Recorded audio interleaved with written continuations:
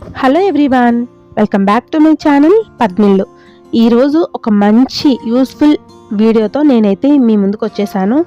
Video ఏంటంటే వేప చెట్టు చూపిస్తున్నాను ఏంటి అని అనుకుంటున్నారా? ఈరోజు వీడియో ఈ వేప చెట్టులోనే ఉందన్నమాట. అంటే మనకి సీజన్ మారగానే ఏదో ఒక సీజన్కి తగ్గట్టు వచ్చే ఫ్లూస్ అనేవి వచ్చేస్తూ ఉంటాయి కదండి. సో దానికోసం అని చెప్పి నేను ఈ వేపకు సంబంధించిన ఒక ఐటెంతో నేను ఈ కషాయం అనేది ప్రిపేర్ చేశాను. ఇది చాలా ఎఫెక్టివ్గా మనకి పనిచేస్తుందండి.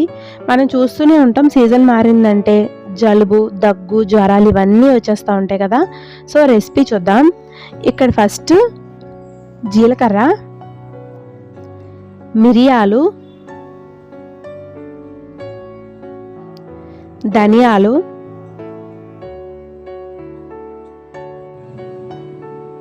అల్లం, నేను చూపించినవన్నీ టేబుల్ స్పూను అంటారు కదండి, కొంచెం పెద్ద గరిట అనమాట. సో అందులో నుంచి కొంచెం కొంచెం తీసుకున్నాను. అంటే మొత్తం అదంతా వేసేసి చేయలేం కదా, అందుకని జస్ట్ ఒక హాఫ్ టీ స్పూన్ అంత తీసుకున్నాను. ఎందుకంటే చాలా ఘాటుగా ఉంటుందండి, మనం తాగలేం కూడా దీన్ని. మనం ఈ వేప ఆకులకి చివర్లా అవి ఉంటాయి కదండి, దాన్ని వేప బొడ్లు అంటారనమాట. మా తాతగారాల్లో అలా అనేవాళ్ళు. సో ఇదిగోండి ఈ వేప బొడ్లు కొంచెం లావు ఉన్నాయి కదండి, అక్కడ 2 ఇంచెస్ వరకు కట్ చేసుకోవాలి మనము. సో ఇది మా తాతయ్య వాళ్ళ రెసిపీ అనమాట. అంటే మా తాతగారు ఉన్నప్పుడు రెసిపీ అనొచ్చలేదు తెలీదు, అప్పుడు అనమాట. ఇది వాళ్ళకి కొంచెం ఫీవర్ వచ్చినా, కొంచెం జలుబు చేసినా మా తాతయ్య వెంటనే కషాయం చేయండమ్మా అనేవారు అనమాట. సో అందుకని ఈ రెసిపీ అనుకుందాం. ఇదైతే నేను మీకోసం షేర్ చేసుకుంటున్నాను. ఇక్కడ ఇవన్నీ కలిపి మనం మిక్సీ వేసుకోవాలండి. మా తాతయ్య ఉన్నప్పుడైతే రోట్లో వేసి దంచేవాళ్ళం, కొంచెం కొంచెం వాటర్ యాడ్ చేసుకుంటూ. ఎందుకంటే మనకు ఆ వాటర్లోని ఇవంతా కూడా దిగాలన్నమాట. ఈ మసాలా ఏదైతే ఉందో మనం తయారు చేసుకున్నదంతా వాటర్లోకి దిగాలి, మరగాలన్నమాట. అందుకే కొంచెం కొంచెం యాడ్ చేసుకుంటూ మిక్స్ చేసుకోవాలి. మనం మిక్సీ పట్టాం కాబట్టి ఫస్టే వాటర్ వేసి పడితే ఇది అంతగా గ్రైండ్ అవ్వదు. అందుకని వాటర్ లేకుండానే ఫస్ట్ ఇలా బ్లెండ్ చేసుకున్నాను నేను. చాలా టేస్ట్గా ఉంటుంది. ఇలా తాగ్గానే గుట్టగుట్ట మింగేయచ్చు అని నేను అననండి, ఎందుకంటే చాలా టేస్ట్లెస్, ఇంకా మనం అసలు తాగలేము, అంత ఘాటుగా చేదుగా ఉంటుంది. మనకి ఏదైనా కానీ కష్టంగా ఉన్నదే ఎఫెక్టివ్, అంటే ఎక్కువగా పనిచేస్తుంది కదా, అందుకని ఇది కూడా అలాగే వర్క్ చేస్తుంది మనకి. ఇప్పుడు ఫ్లమ్ పేరుకుపోయిన మన గొంతులో, ఇప్పుడు ఏంటంటే కరోనా తర్వాత బ్రీతింగ్ ప్రాబ్లమ్స్ అనేవి వచ్చేసినాయి కదా. సో మనకు కొంచెం ప్లమ్ అలా ఉండిపోయిన గొంతులో బ్రీతింగ్ ప్రాబ్లం రావడము, ఇంకా అలాంటి ప్రాబ్లమ్స్ వస్తాయి.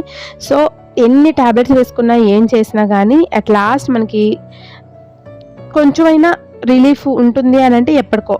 సో కొంచెం ట్యాబ్లెట్స్ తక్కువ వేసుకోవాలి, మనకి ఎఫెక్టివ్గా ఉండాలంటే ఒకసారి ట్రై చేయండి.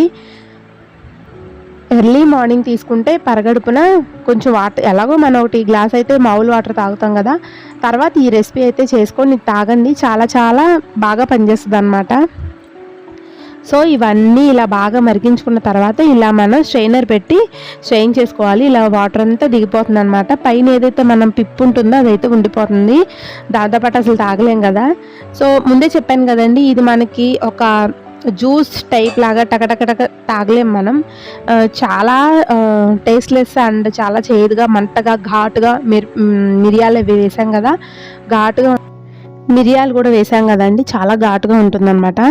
సో నేనైతే ఇలా కంప్లీట్ చేశాను. లాస్ట్ అడుగు వరకు తాగడానికి ఇది ఏమన్నా జ్యూస్ కాదు కాబట్టి కొంచెం అయితే మిగిల్చేసాను అనమాట.